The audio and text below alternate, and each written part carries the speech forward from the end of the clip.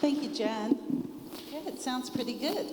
Welcome, everyone. You are in for a treat because we have 3 Anishinaabe and Pablo, 3 academics, and we also all wear many different hats. So what a joy to be here.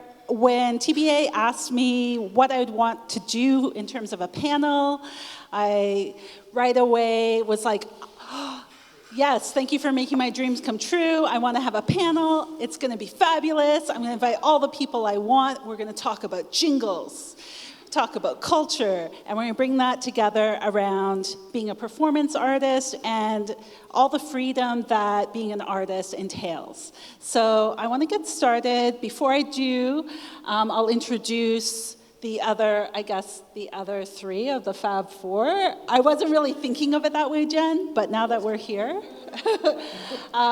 So Karen Pheasant, who, I have to say, Karen, you are like the first jingle dress dancer I remember, and just feeling like that was so out of reach as a young person. So what a pleasure to have you here today. Karen's an auntie, also an assistant professor at, I want to make sure, Mount Royal University, is currently writing an incredibly powerful thesis. We'll hear more about that in your work. And then we have Pablo with us, who's joining us from the Walker. He's the curator and director of the image, I want to make sure I get this right. Sorry. Of the moving image,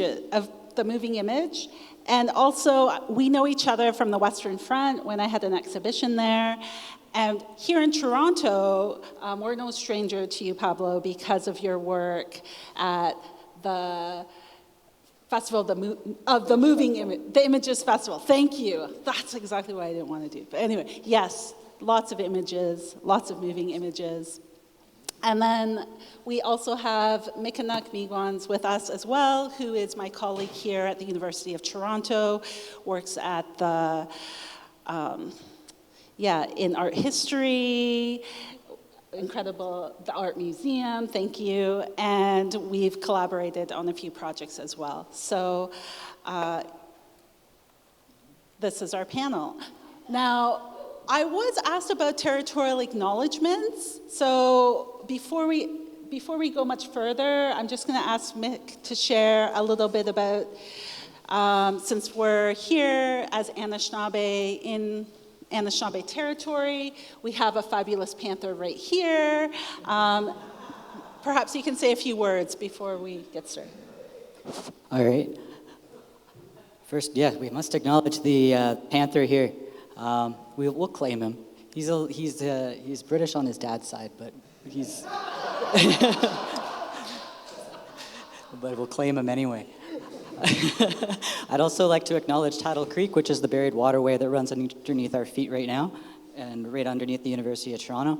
And like all waterways, it can be buried, but it's still a force that exists here with us.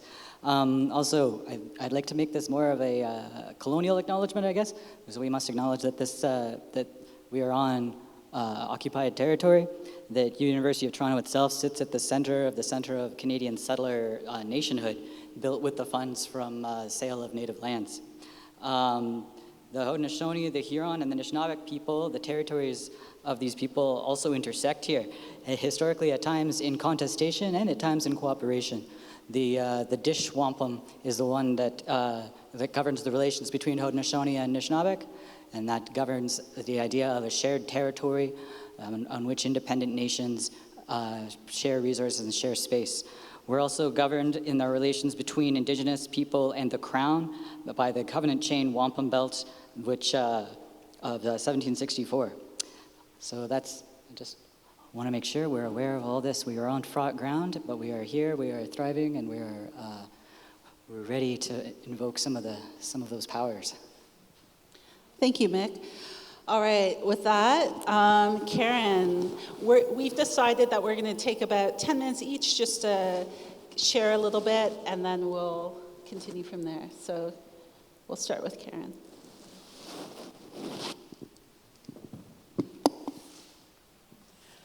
Bonjour, Danse. Okay, greetings. I bring welcome to all of you. I am doing my graduate studies in Treaty 6 right now, which is Edmonton. I'm faculty member in Treaty 7, which is Southern Alberta right now. And I'm living in Lake of the Woods in Anishinaabe Territory. So as I was chatting with Pablo, because he's from Minneapolis, and I just came from Minneapolis due to my research that I'm doing. I came from Minnesota 2 weeks ago. So I bring greetings to you, and I say miigwech. Miigwech hai hai to those above us that brought us safely here. Miigwech to the committee, to Maria and my colleagues. Miigwech for bringing us safely, and I'm honored, truly deeply honored to be sitting here with you all.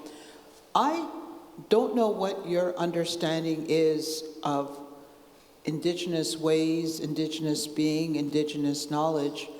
I've been teaching in Southern Alberta for quite a few years now, and I usually ask my students what their understanding is, and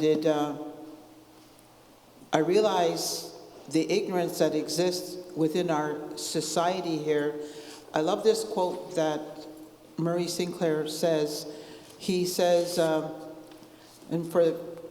realize that we're not all academics here, but if you check TV Ontario, December 2020, an interview that he did, Reflections on Reconciliation. And it was a long interview, but what stood out to me, and I have to remind myself this at times, because I teach I teach liberal arts, I teach community and society, and so as I'm speaking, sometimes my students, and I've spoken to faculty members where they feel shamed or they feel bad for the history that happened.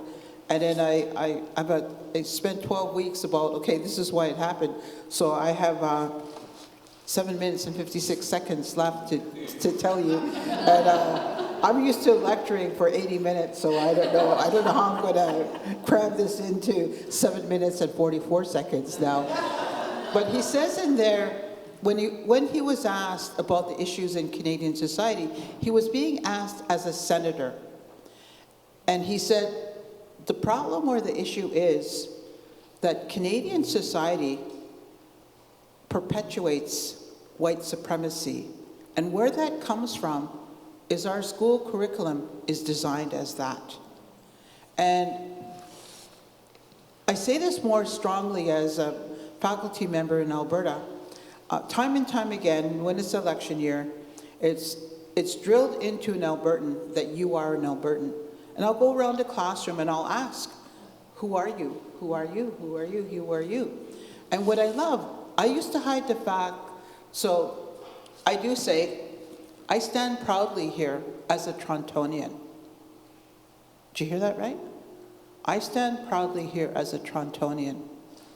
I was walking with my daughter this afternoon, and we just passed university, and I pointed up the road, and I said, I was born just up the road on University Avenue, and I've Googled it, so I was born 2 kilometers from the shores of Lake Ontario, so you don't get more Torontonian than that, being born on University Avenue.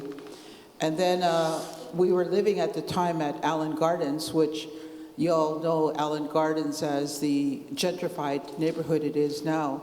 But back when my dad and mom lived there in the 50s, it was the hood. And there's a reason why they called it Cabbage Town, is because the cabbages that the East Coasters planted for food. So my dad every Sunday, so I just told my dad on Sunday walks, he would put me on those big strollers with the big wheels and walk me around Queen's Park. So sometimes I imagine what he must have been sharing with me, because I'm firstborn, and truth be known, statistics say the firstborns generally are spoiled a little bit because they're the first. So my dad gave me a lot of attention and pushed me around the stroller. But the reason I share this story with you, because some of you are like, yeah, on with it. What's the artist talk about? What are you talking about where you're born? The reason is, when I used to present, like, as I was saying, when I moved to Alberta, and I've been out in Alberta off and on for 40 years now, I would hide the fact that I'm from Toronto, and I don't know if I have any Westerners here, but Oh, so you know what Westerners think of Toronto people? I don't know, she'll admit it, but you know, they don't take too kindly of us Toronto people in Alberta, so I usually hide it. But the more I get to know Alberta, the more I'm very proud of who I am, because I grew up in Devonport in Caledonia, which is like on the, you know, the edge of Little Italy. And I used to say as a teenager, I knew more Calabres than I knew Anishinaabekwe. But I've been living in Treaty 6, 7, and 3 for so long now and belong to the lodges and that, so I'm really grateful. Oh, the reason I'm where I'm going with this, stay with me.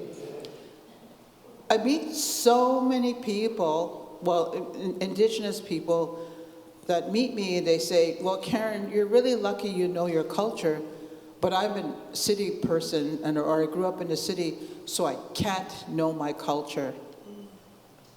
And sometimes I'll share a story, well, you know what?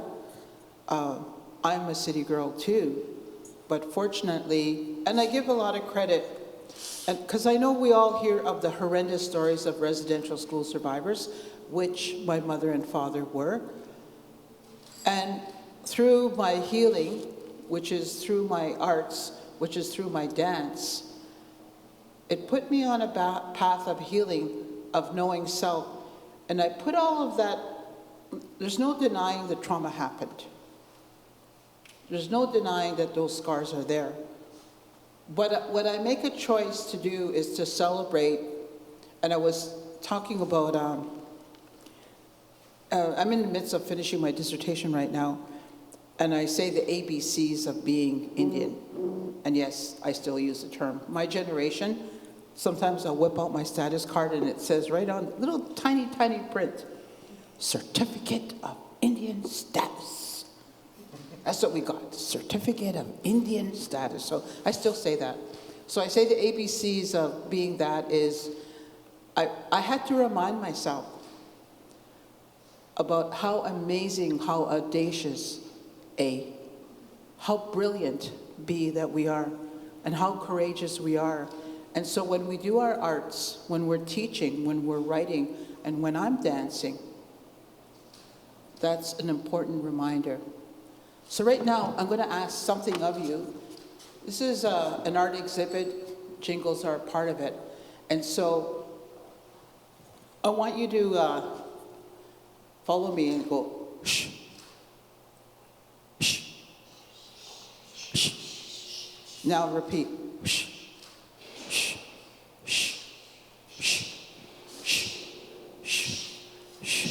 Keep going.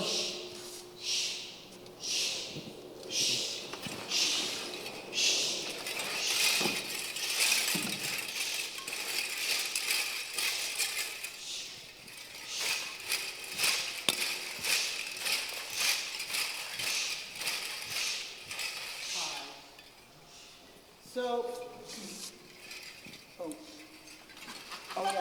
sorry. You know, when I met him a few minutes ago, he told me he was easy. You better watch out. So, anyway, so this is one of my jingle dresses, and so this is one of my jingle dresses, and I had a cone. I was going to pass a cone to you all. I'm not going to circulate this, but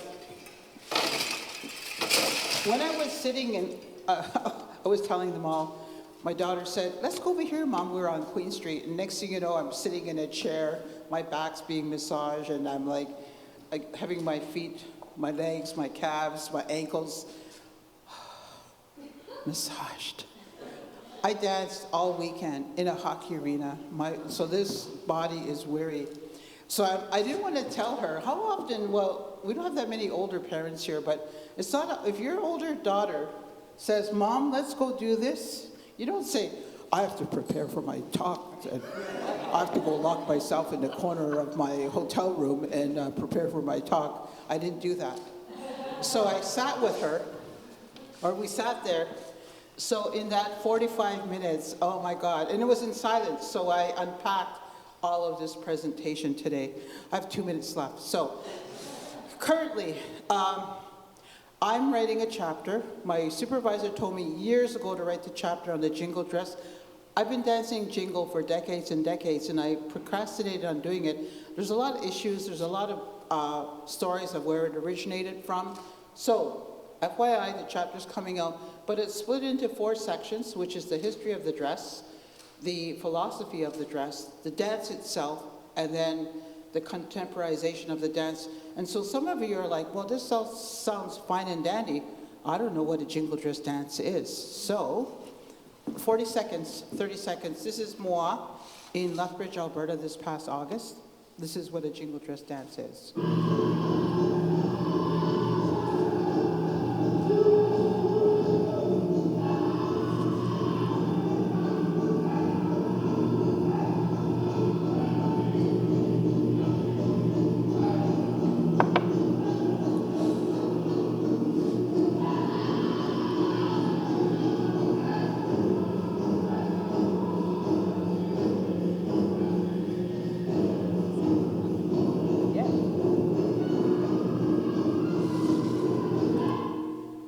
Okay.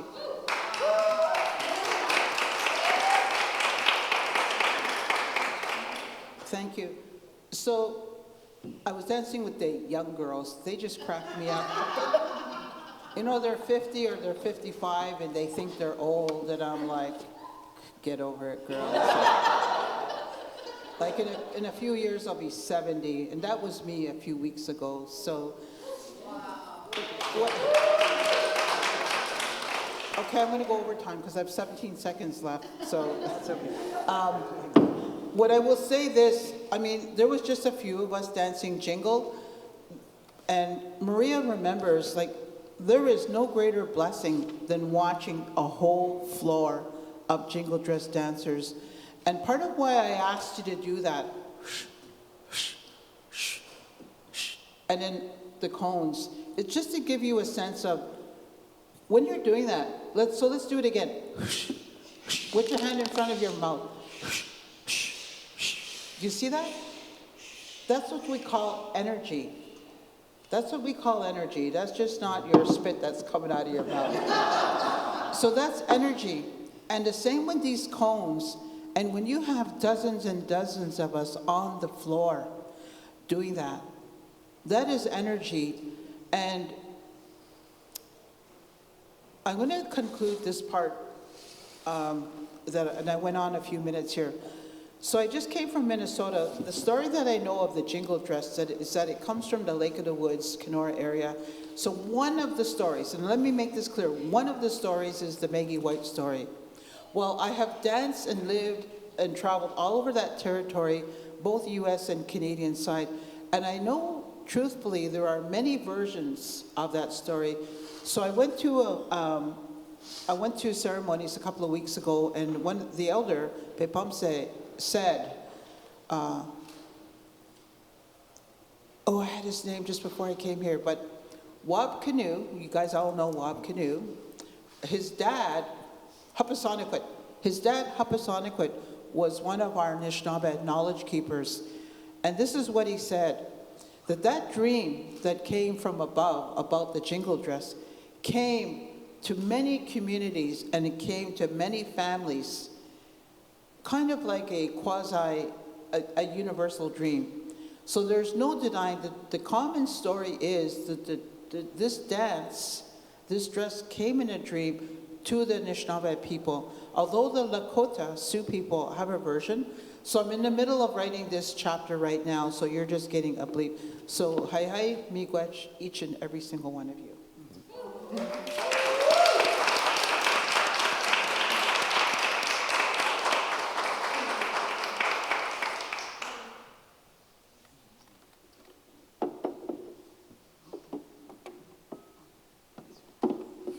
Hi, it's very exciting to be here. Thanks for having me. It was a real honor to be asked to come be on this panel. I've been looking forward to this with a mixed sense of both excitement and enthusiasm, and also dread of feeling like I am the sort of like token settler cis het male on this panel. So I'm going to do my best to I'm going to do my best to, oh, we're good. I have this, right? Yeah. I'm going to do my best to, not just extract knowledge and do that part of my, many parts of my identity and hopefully offer up something interesting. But I'll maybe start with just sort of a precursor to say that I've known Maria's work for, probably in excess of 10 years now, and had various intersections with it over time, working directly with Maria on a project which I'll show some images of later on, but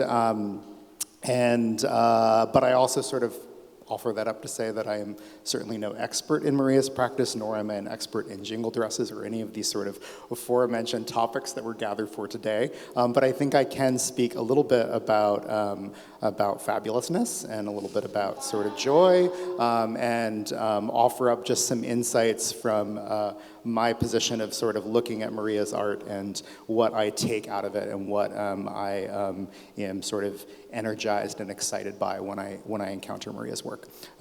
This little video, let's see, can I make this play? I want to make this little video play. This might not work. We're trying some technical things here. This is my daughter and my niece at the Hurd Art Museum in Phoenix, Arizona. And I don't actually have a video of this anymore. I had to download it from Instagram, so that's why it looks like that. And if you know me in the Instagram world, you know that that's just sort of what happens in my Instagram world. But I just thought it was a nice way to start this, to share what one of the sort of many things that I like about of my encounters with Maria work, and I think that we just sort of gotten a little bit of this with Karen, this sort of sense of its invitation to do something together and to be in your body and to be in a space as a group of people encountering performances, images, objects, etc. So I'm going to kind of like, again, loose riff here on a few different things. Thoughts about the body, thoughts about presence, thought about gesture, working, other sorts of things like that. I'm going to start here with the very first time that I met Maria and came across Maria's work, which was a series of projects called Present Absence at the SBC Gallery in Montreal in 2014 as part of a larger exhibition called Stage, Set, Stage. And what you see here are two kind of images, and I'll just describe this work really briefly and what it sort of sparked, I think, an eventual, and it was maybe 4 years after this that I think Maria and I worked on a project together, but this was really the beginning of my interest in Maria's work. And so the two images that you see that are sort of a gathering of many people, that is a performance that took place in the SBC Gallery in Montreal. If you've ever been there, or if you haven't ever been there, it's very small, if you can't tell from the images, and it was very full of people. And what struck me about Maria, who I didn't really know much about or know much about her practice at that point, was this performance she did at one point during this weekend of events that was happening in this exhibition, in which, in a very full room, Maria took her own position as like this insistence of presence through a room.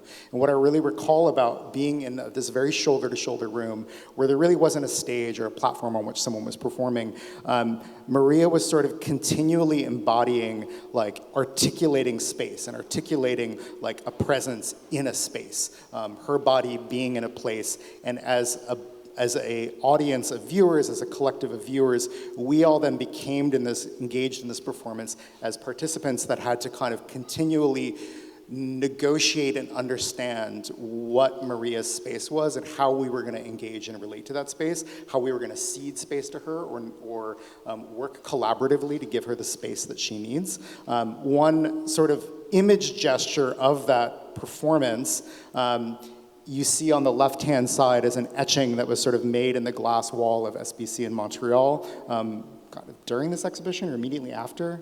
Can't remember exactly what happened, but it became almost this marking of a body in a place. So where the performance was the sort of active engagement of thinking about place, occupying that place, being in that place amongst other people, this sort of silhouette of Maria inscribed on the glass window of the SBC Gallery. I don't know how long that remained there, but I know it was there for beyond the duration of this exhibition, continued that presence into the future. I'm going to show really quickly some images from, let's see if this one works. No, that didn't work. Backwards.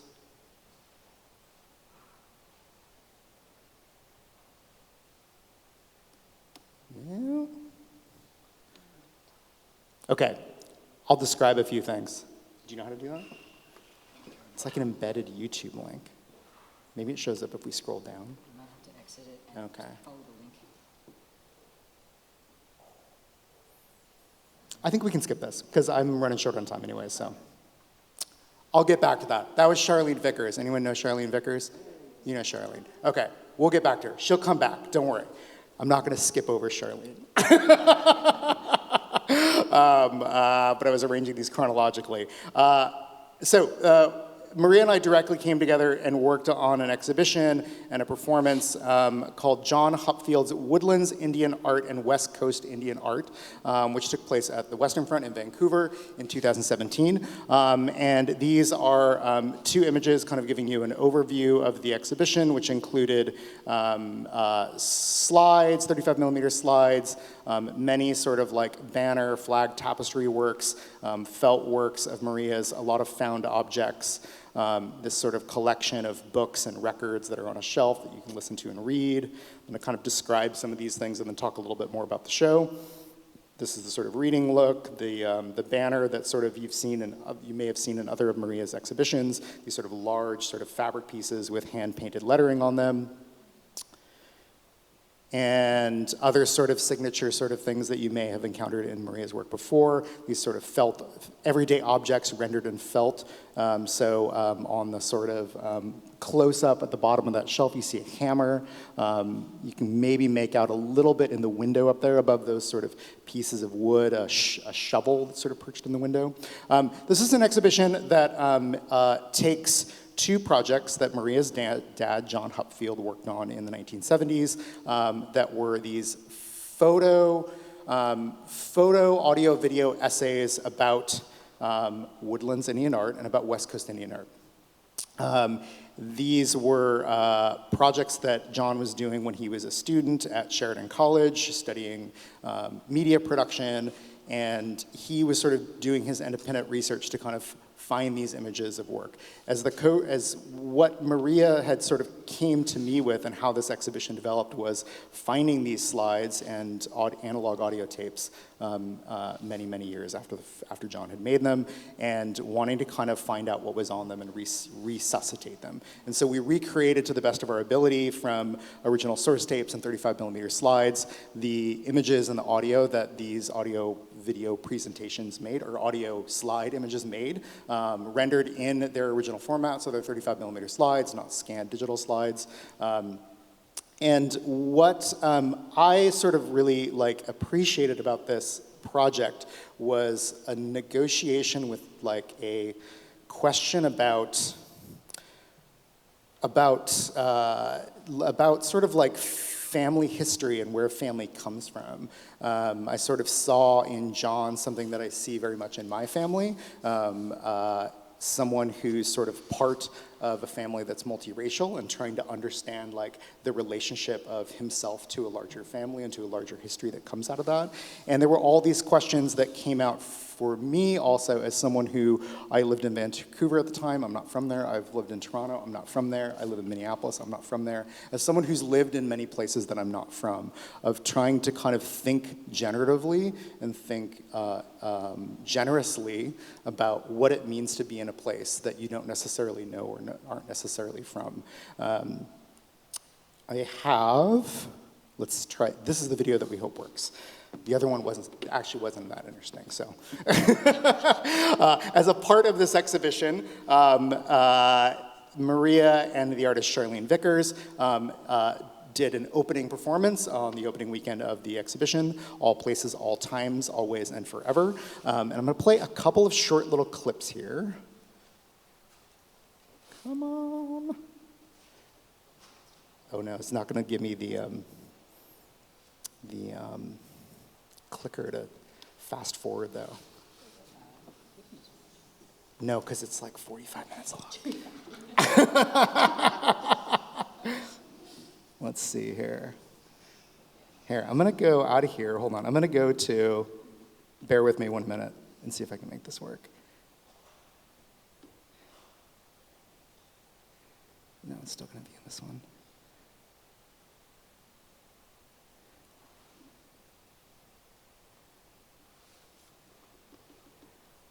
We should have tested this, I guess.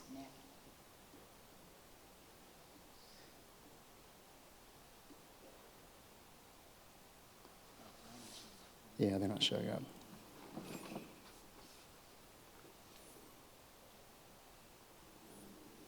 All right, well, I'll let a little bit of this play and hope that some things that come up here will give me the riffs that I kind of wanted to talk about. What about 3 dots? Does that give us some more info? Hide presenter view. You might. Ooh.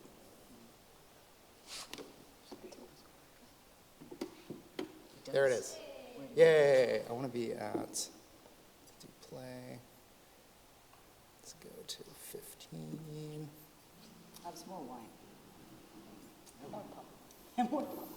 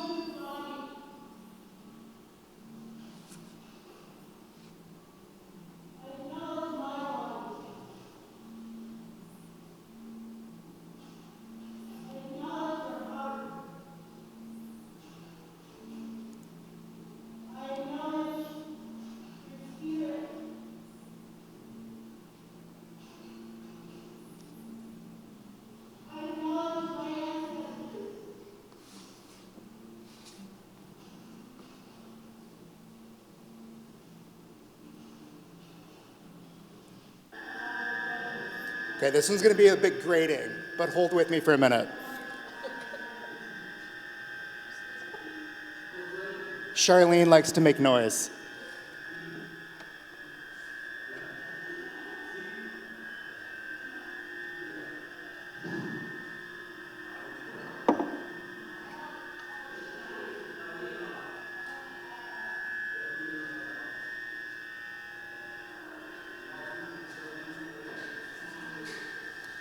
Okay, I think that's going to be a little hard to hear in the large, echoey chambers of this, colonial palace that we're in. But I'll just comment on a few things in that performance that I want to draw your attention to. One is this cone, this shape that sort of, at once, a sort of a pylon, something that sort of signals that work is happening, or signals caution, or signals something to move around, signals sort of like demarcate space in a way for you to think about. The other is that it is also, as you saw, a megaphone, like a device through which you can sort of like speak out of, that projects your voice to another, to a large room, to a large space, to a large group of people. And then as Charlene and Maria were sort of doing it in that really wonderfully lovely and human and very funny acknowledgement that was happening there. The device was both the sort of device that you sort of speak out of, and also a device that Maria on the other end was listening to as Charlene was sort of speaking through. The other, and this is the part that was a little bit hard to come through, but this is the part that I really absolutely loved in that performance. So you see the sort of like this large banner that says, back to sort of Karen's point about terminology is changing. So that exhibition used the terminology that Maria's dad, John, was using when he made these projects in the 1970s, Woodlands Indian art and West Coast Indian art. And there was sort of notations that were being done during the performance about, the changing terminology, using Aboriginal, using First Nations, using Indigenous, using Native, all these different ways of describing that. And then in the bottom part where it's saying West Coast art, which is a very broad, loose, open term. Maria was going through and she was inscribing on it where we actually were. So at that time in Vancouver, where this performance is taking place, being on Musqueam, Squamish, and Tsleil-Waututh land, and she had written out Musqueam and written out Squamish, and then she got to Tsleil-Waututh and was like, I actually don't know how to spell that. Can someone tell me how to spell that? And it crowdsourced this thing amongst other people, none of whom were actually Tsleil-Waututh, but it was this really just wonderful gesture that was a conversation between Maria, a theater scholar, Lindsay Lachance, who was sitting just below her, and Glenn Alteen, former director of the Grund Gallery in Vancouver. This really beautiful conversation amongst three people trying to negotiate how to be in this place and how to name the place and how to spell it. And I don't have my timer up, but I think I'm maybe at time. There's no summary here or thesis of what's going on. I'm just gonna channel some of those into the 24 hours of thoughts I've had since walking into the supernatural powers of Fabulous Panther, which I did yesterday afternoon and spent a good long while in, and gathered together these three images to kind of point to things that maybe follow through my time and experience and admiration of Maria's work. I'm skipping over the performance because it was a little bit too hard to kind of document that, but if you weren't at the performance and you haven't been to the exhibition, I urge you to go over and spend some time with the screen and watch the really beautiful performance that took place. But I'll bring up a few things. One, this sort of constant reference to work and to working, or to things being under construction or things being in process. So I'm kind of channeling that through Safety Vest Yellow, which is a color that comes up in Maria's work quite a bit and is rendered very well on the screen. Be glad you're not looking at this, because it just sort of looks like bland yellow over here. Orange coming up all the time as well. This relates to me very much to the idea of the sort of the safety cone, or the sort of this thing that's sort of denoting work is happening here. Things are in process. Things are unresolved. Things are unfinished. The sort of language of plywood, of 2x4s, of things that are temporary structures that are going up. I was thinking a lot about the relationship between the theremin and those ideas of presence and absence. So the theremin being this electronic music instrument that consists of an antenna that creates two different electromagnetic fields, and your body being an electromagnetic field of itself. As it disrupts or interrupts or interacts with that electromagnetic field, makes a series of sounds. A very sort of classical, sci-fi, spooky sounding instrument that was very popular in the mid-20th century, but has a lot of really great uses. But it as an instrument, I loved seeing it sort of invoked used in the performance and then invoked in the wall as this thing that really is always defined by proximity and place and presence, and how bodies are in space and how they interact with the things that are in that space. And then thinking a lot about the jingle, and I don't know anything about the jingle dress, other than I have been privileged to be witness to several jingle dance performances over my time, and they're always wonderful, incredible experiences. If you've never seen one in real life, I encourage you to go do that, because the feeling of the sound that we were trying to recreate with Karen is really quite a moving experience. And I was thinking about what is it that moves me about it so much, and for me, this is my sort of non-expert take, I think, on what Karen also was sort of inferring to, was the way that a jingle is both an individual object, but it's also an individual object that necessarily is always working in coordination with a whole other group of like objects. So they're objects that sort of come together, they do their own thing, but they also come together not necessarily in unison, but it's that sort of dissonance of their rhythm and of the sort of percussion that they're marking out that creates this sort of powerful, all-encompassing sound that defines a space. Okay. that's something we're going to talk about. Like I said, I'm not an expert. Okay, I think that's all I have to share. Over to Mick. Amazing. Thank you for that. You brought it around right to where I wanted to, because I'm gonna begin with this work here and try to bring out a couple of concepts that I think are really important in Maria's work at large that are come out in a really powerful way in this work, and then I want to bring it back around to what Karen was telling us, or starting to introduce to us about jingles, and then hopefully maybe during our discussion we can bring it back around to those meanings in the jingles and in that sound, that energy. I love that. So if you haven't gotten a chance already to go and view, this is the work that's installed by Maria at 32 Lisgar, right now, okay? It has a piece that has been performed, that is in the midst of being performed, and there's a video documentation of that performance on the wall. So for me, this is a piece that is about and is in performance and in the process, in progress, and it's doing work as we speak.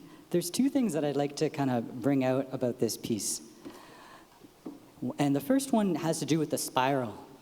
The spiral is something that's, I'm going to ground this in a bit of a cultural context, but the spiral in the iconography of, and in the oral tradition of Anishinaabeg people is something that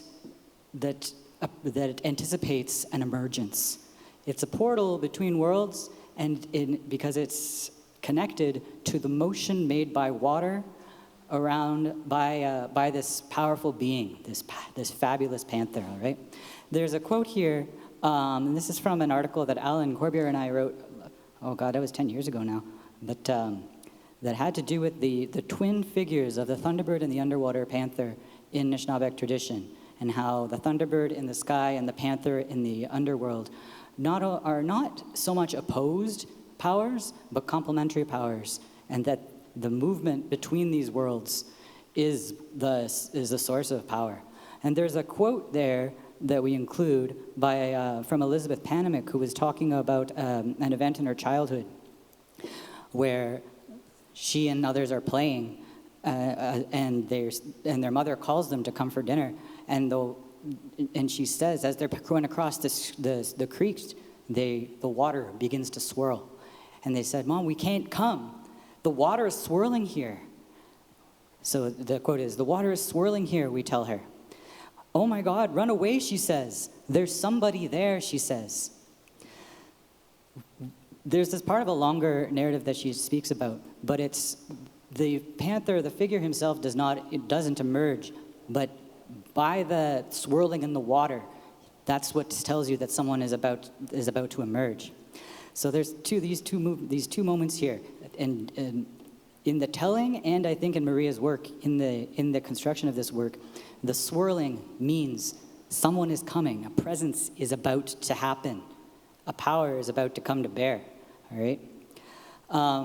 In more historical Anishinaabeg tradition, we have these depictions of the swirling water on things like our twined bags and in other depictions, all right? This is an interesting kind of depiction because it's very geometricized, so it becomes very abstracted down to its most essential parts. And the spiral, the swirl, is something that is associated with the powers of the underworld.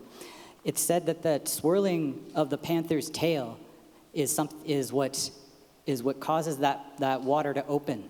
The surface of the water opening is the conduit through which that power emerges from the underworld. And you want to be gone before that happens. So in our terms, in human terms, our experience of that panther, the beginning and end of it, is the swirl, right? Otherwise, you're not going to be around to tell that story later, all right? On this bag, you can see that it's being shown here. The underwater, I don't know if I can, there we go. I'll try to point it for you guys here. So here's the spiral here that we have, all right? Great. Also, a feature of these bags, these are two-sided. And so there's two kind of angles or elements to each vision that can be described in these bags. Above this swirl, you can see this suggestion of the underside. For you, Karen, there, right there, is where I'm pointing. The underside is the bottom of these thunderbird patterns. So there's a hourglass figure, which you'll see thematized in Maria's in the exhibition as well. There are some figures on the side that you're allowed to interact with. One of them is an hourglass figure. That is the figure that is the abstracted thunderbird. And so we can see that kind of suggestion of that shape above the swirl here. So there's a scene here, and it's a scene that comes just before the emergence of this powerful being. And on the other side of this bag, the same scene here. This is after the emergence of this powerful being. And above, you can see the tails of the thunderbirds, and below, this kind of procession of the panthers themselves. A key feature of them, whenever they're depicted, they have these long bodies. Often they have horns to show their power, but they have long tails, and their tails are a key part of the way they're depicted, because that is what starts the beginning of this swirl, this spiral. Sometimes you'll see depictions of them where the tail goes all the way around them and wraps around them, because that is the active part. It's showing this panther in the act of emergence, all right? And it's terrifying that way. There's another quote that I'm going to share from oral tradition that, again, shows us about that tells us about this series of events, all right? And this is about a time when the culture hero, Nanabojo, had an encounter with this great being. It says, when high the sun was risen, he beheld moving circles upon the water of the lake. Everywhere was there splashing of water. By and by, all of a sudden, far out upon the water, something came up to the surface. So there's three parts here that I think are really helpful. One is the moving circles upon the water. In the original Anishinaabe, when there's a beautiful word there that is made by how do you say, agglutinating or sticking together different parts of language. Our language is based around verbs, and you stick things together in order to talk about the movement of water. One of the titles of Maria's show there, or piece there, is Biimskojiwan.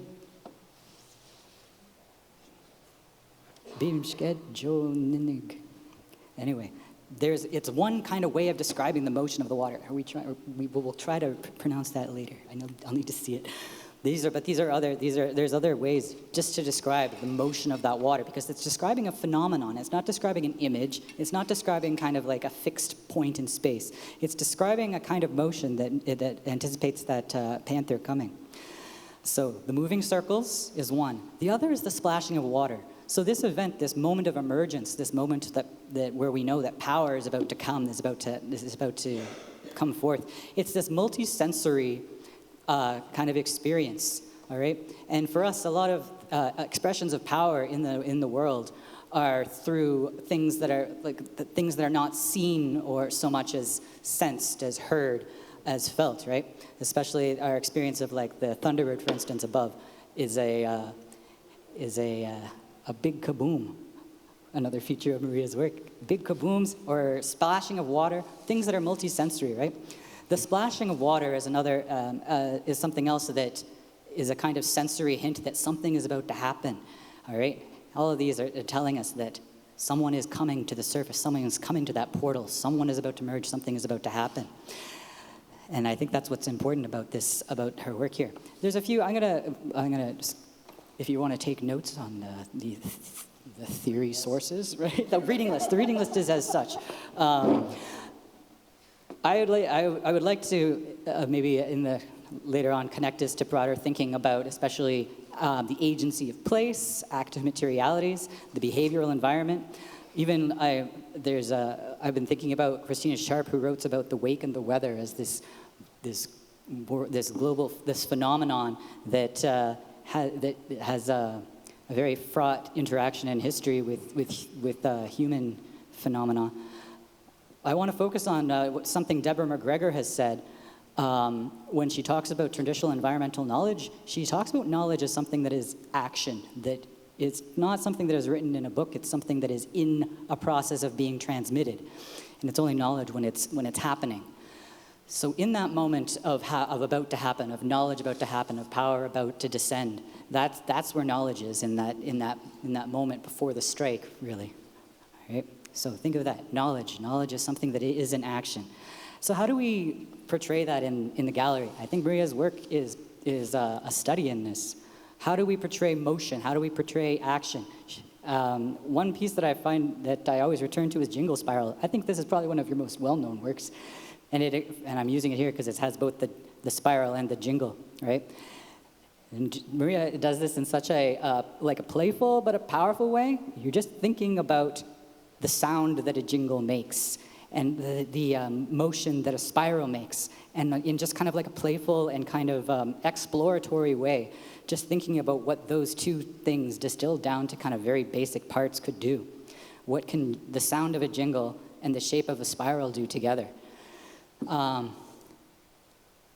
This is a kind of a reference point. This is one of the, this is a beautiful relative that is nearby us over here at the Royal Ontario Museum. And this is an early example of what Karen was talking about earlier, this jingle dress, okay? And in the early part of this century, it came to us as part of a dress that brings that expression of power around the body of a person who can dance and make that move, and then can offer that power to those around her. I love that you connected it with the breath, because that expression of breath that Corey Wilmot talks about the jingle sound as a speech event, or something that is a voice, something that is an expression of power that speaks, right, and has power in that moment. And so the movement of that jingle as an expression of power is really interesting. So in the present, the installation that's over at Lisgar Street there, you've worked with a lot with spirals in various forms, and especially ways to render spirals with jingles in a way that I think really nicely connects that idea of the speech moment, this expression of power that happens when the jingle makes a sound, right? With the idea of the spiral, which is a symbol that means that a power is about to emerge, right? I really like this iteration of the jingle and spiral connection, because you've made in this case, these spirals, they almost become these kind of weird little guys. They feel more animalistic than in previous pieces that were a little more like wearables. These feel like creatures unto themselves. I especially like the way that they are furled and unfurled. So in the process of performance, she takes these pieces, unfurls them, and you can see that they are a piece cut out of spiral of felt, ringed with jingles or with bells. And then she can roll them back up and they go to sleep again. I like the idea of them wrapping themselves up to sleep before you bring them out again. I even like just in this one, I can just see the little tail coming out, just the tip of the tail coming out like a cat would, really. They're at rest there, the jingles on it all along its spine are quiet for now. But as the thing about the spiral is that it promises that there is motion, there is power about to happen. So overall, we have this work here. I have other things I would like to offer up, just kind of incomplete thoughts for maybe discussion. So as part of this exhibition, you have these spirals, and you're exploring these spirals and the idea of potential sound that could come out at any moment, and spirals that are in different stages of being unfurled. So we have, I believe, 3 of these spiral entities on the ground furled, and then one that is kind of being unfurled and hung from the ceiling.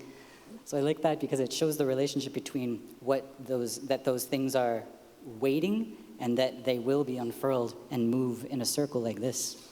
All right. That's where I'd actually like to leave it for now, so that we can go and talk a bit more specifically about this work. But I just wanted to introduce those ideas of a power in potentia, the spiral as the site where power is about to emerge. All right. Thank you, Mick.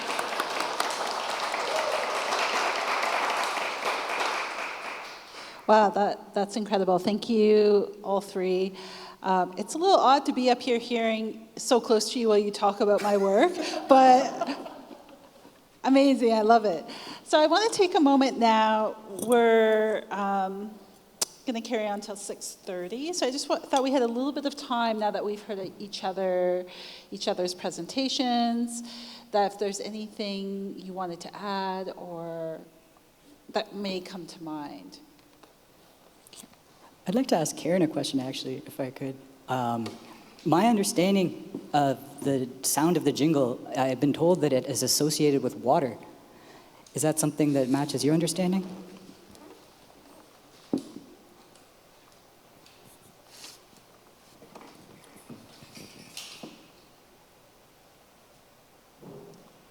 It's kind of ironic that you mentioned the sound of water. And I mean, I've talked about the jingle dress for many times, but today was the first time that I got the audience to do an activity like that. And as you were doing that activity, you must feel the moisture that comes from your breath. And so that's true. And so there's many interpretations, but there is validity to the statement that you said that it is the sound of water. But that can't happen with, and that's why, as you notice, he said he's easy, but he's trying to make it difficult for me. He said, not in unison, and I nudged him. I said, it's in unison. Yeah. And he just kind of eyeballed me. He said, we'll talk about it later. Yeah. But the way that I understand is when you hear, and as I said, the empowerment that you sense, and I use the word sense as opposed to hear, sense being you are a multi-sensory being, how you feel. So when you hear or when you witness, and I think these two, maybe Keen, maybe you, have seen when there's dozens and dozens of jingle dresses, and it's that sound, it does sound like water, and when they're dancing in unison. I think. No. All right.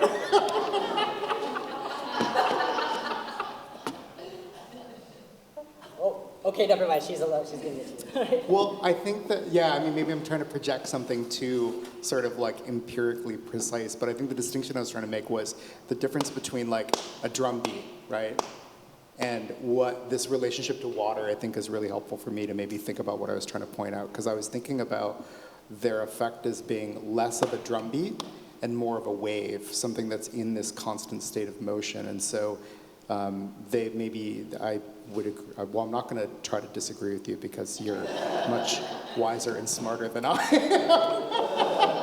But I think what I was trying to point out was the difference between a percussive, like beat that is happening in a very specific sync time and this idea of something that's happening in a wash that creates this other sense of sound. Water is a really good way to maybe. Thank you, Pablo. It's interesting that you would mention the drum. I mean, that's often what we're listening to when you're dancing, but what came to mind when we were doing the shh around the jingle for me was also the shaker, the shishiwan. Is that something that you wanted to, that you would see a connection, or is there anything around the shaker, or no? No, I guess I'm not quite understanding the question, but I don't know. I don't want to hog the floor, but like those waves are in unison. The way like I just came off of a 25-day road trip when I went to Minnesota. Was at Lake of the Woods for 5 days, and then now on this road trip. But I do my utmost to always sit by the water. And we're all water people. I don't know where this guy's from. He said, I'm from here, I'm from there, I don't know. But we're all island gals, the three of us, and so that water is always in unison. The shaker, the drum, the dress, they're all ch, ch, ch, ch. And if you keep doing that, that can sound like waves. Ch, ch, ch. I don't know. He doesn't know because he's from the desert.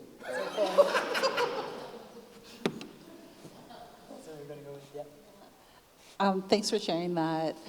When I actually started working with the spiral again, I was doing 2 residencies. Well, that summer I had 2 different residencies, and one was on the West Coast in the ocean there, and the other was on the East Coast. And so I was by the water, and I was looking at shells, and it was hearing and listening that brought me back. It really was through the sound. When I was approached to be part of TBA, I was like, oh, I have these spirals. Let's do something. This is Toronto. We're right by the Great Lakes. This feels like the right time. Yeah. I'm going to add something here. My dissertation work is on my pedagogical approach to the classroom, and I teach at an institution such as this, the Academy, a patriarchal institution. So I was struggling, admittedly, and then I realized what my struggle was, but I've still been navigating it. But going back to you being on the East Coast and the West Coast, what came to my mind is when you walk into my classroom, and because I said, if you were to gain a sense of watching dozens and dozens of jingle dress dancers, it's a sense. I can say that, and then you go, oh yeah, she said a sense, whatever that means. But how do I incorporate that in a standard class or a lecture like this? So what I started doing is, depending on the class, depending on the culture of the class, I throw Marvin Gaye in. And you all know Marvin Gaye. And he does that song, Just Like Music. And then I make the students stand up, and so you guys are very lucky. They only told me I had 10 minutes, so the Marvin Gaye song's 3 minutes, so I figured I didn't have enough time. But I get all the students to stand up and move. And the reason why we move is to do that because I'm teaching to the whole being. And when we're sitting there by the waves, we're not just sitting there listening, we're being in tune with the being of that. Yes. Well, thank you so much. Do we have any thoughts, or do we want to maybe take a question from the audience? I have another question. Oh, make us another question. Yes. One more. I have one. Maybe we'll just. I'll speak with Pablo a bit here, because I feel like another part of this, and it's something I find interesting with all of your installations, is then how do you bring that idea of the sensory, the multisensory, the doing, into the white cube, right? The gallery. And you were talking about some instances where I like that you showed Maria's work with people interacting with it. That image of your kid? Yeah, your kid jumping along with Maria. That's amazing. Yeah. So there's some. I feel like in the art world, we are always asking about what are some strategies for getting beyond the visual experience. So maybe I feel like you're our art world guy right now. Do you think it's a big topic right now? I don't know. I mean, I think to locate it maybe in some of Maria's work, and I wasn't present for the performance here, but what I saw in the documentation, it reminded me of the many performances I've seen Maria and Charlene Vickers do together, wherein, and I was trying to remember what was happening with my kid and my niece at that Herd installation. I don't think I told my kid to do that. I think they just started doing that. And I think that there was this, I think in those interactive moments, what I appreciate about the people being there and the way that Maria sort of negotiates and navigates people is this like insistence of this thing that's just happening without necessarily an instruction to follow. There's like I think what I'm recalling from the biennial performance, and I remember this from that Belkin performance, which we didn't look at too many images of, is the performance just, you're never quite sure when it's starting or when it's stopping or where you're supposed to go, but you sort of get a sense of like, I guess I'm gonna follow these ladies outside. I don't know, they're going down the hallway, so I guess I'm gonna go with them and see what happens. There's a sort of like an invitation to sort of trust the artist as sort of the agent of guiding somebody through an experience. I don't know if that's a helpful response to that. It's not exactly an answer, but.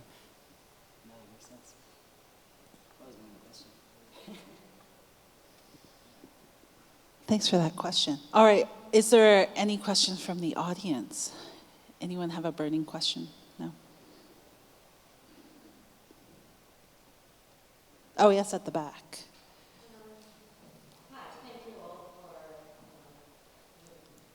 Thanks. Hi, thank you all for really interesting insights. My question is really, how do you think of the material, this sort of soft, malleable material of felt with something somewhat hard, and how do you think that plays into this sense of becoming and unbecoming? Yeah. Panelists? Oh, that's right. Well, okay, I'll answer that as moderator. Sure. I started working with those together, and it really is about the sound. So I wanted to work with the jingle, but I didn't want to, I just wanted to break it down to wearing it, but without all the other references, right? I felt like if I was going to make a jingle dress, I would go dance that and maybe not bring that into the gallery space. So at the time, that was something I was thinking about. So the felt was perfect because felt absorbs sound, it doesn't make extra sound. So there really is, it's interesting to hear you talk about that, Pablo, this absence and presence and the way that these two things insist and yet complement each other. I often feel like I'm drawn towards asymmetry, which I think takes a lot of power because when I look at any cultural codes, it's all about symmetry. It's all about staying in balance. So I think that although visually it's asymmetrical, there's a lot of balance happening that I'm doing in the work.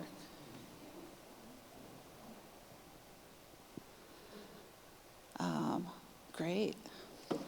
Well, thank you for bringing together these connections around. Oh, is there one more back there? Oh, there's another hand back there. Oh, I didn't see you back there.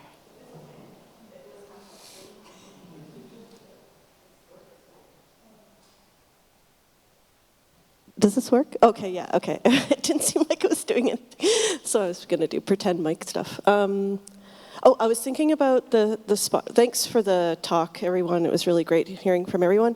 And Mick, you were saying about the spiral being this emergence, and I was thinking about also the receding. Like it's also not only the I'm not saying that it is, but I thought maybe someone, either Maria or Mick, could talk about if there is an emergence, and we're talking about presence, and we're talking about the not so present, or then when there's an emergence, then there is also at some point a receding or a kind of going under the water, I guess. And I think it leaves a similar kind of pattern. And I just thought about that. That makes, it's like and maybe you already talked about it because the spiral in some of these cases are slightly, I guess I'll call it collapsed. And then, anyway, but I was just, I thought maybe if you want to talk about that at all.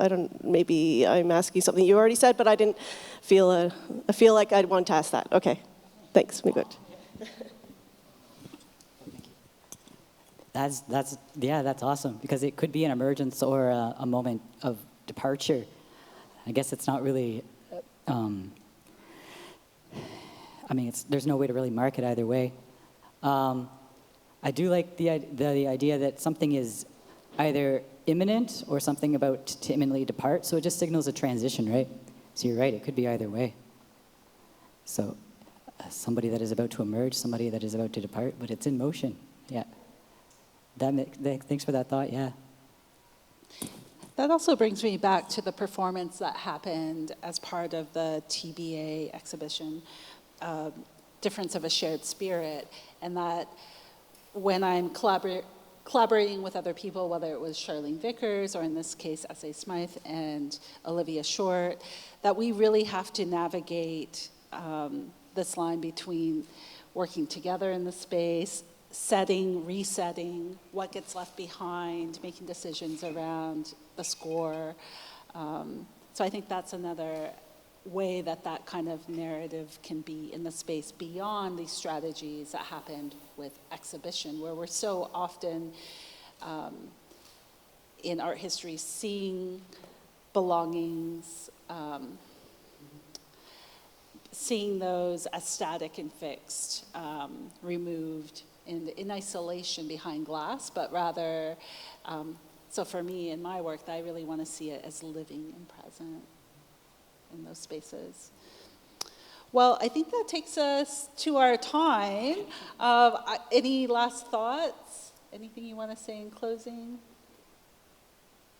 I'll share that the work from TBA is going to go to the Wexner for a new iteration as a solo exhibition, so I look forward to that.